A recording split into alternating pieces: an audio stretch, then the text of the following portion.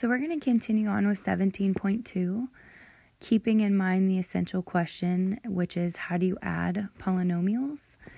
And we're going to look at adding polynomials using horizontal format. And so we're no longer going to be looking at vertical, but horizontal. Okay, so a few key words that we need to look at within this paragraph are combining like terms, regrouping, place all like terms within the same parentheses, and then combine like terms by adding their coefficients, simplifying if necessary. So simplifying is always something we want to look to do. Okay, so for this first example, go ahead and just watch. And we have 5x squared plus 2x plus 1 and a negative 4x squared minus x minus 2. And so the first thing that we're going to do is we're actually going to add them. And then we are going to group or regroup like terms. And so if we look here, I have 5x squared and negative 4x squared. That's where we get this group here.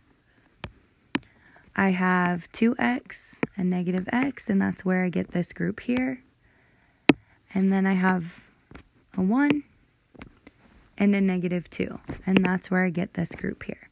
And so if I actually go through and I solve this, I have x squared plus x, 1 minus 2 gives me a negative, gives me a negative 1, which would be my simplified answer, which is exactly what we have here.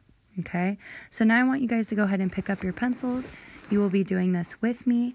So I have negative AB plus B and AB minus A. And so the first thing I'm going to do is I'm going to add both of these polynomials together. And then I'm going to go through and I'm going to find, or I'm going to group, right? Group like terms.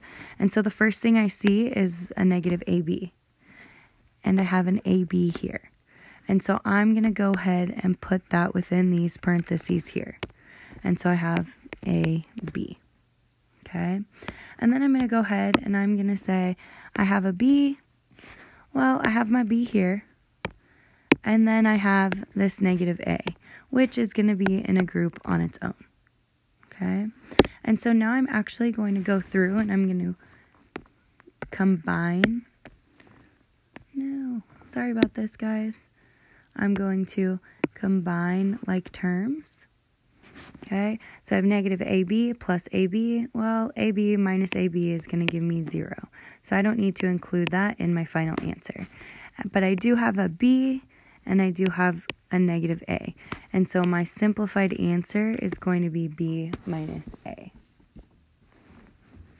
Okay, let's go ahead and look at another one. And so we're going to go ahead and do number 7. So we have negative x cubed plus 2 plus negative 4x cubed plus y plus x.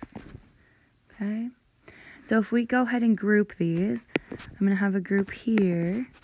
So I have negative x cubed minus 4x cubed plus, I have my 2 on my own, on its own, I have a y on its own, and I have an x on its own. Because I can't combine these unless they're exactly the same. Okay, and so I'm going to have this here. I'm going to have just my 2. I'm going to have just my y. And I'm going to have just my x. Okay, so when it's all said and done, I have negative x cubed minus 4x cubed. So I have negative 5x cubed plus x plus y plus 2. So this will be my final answer.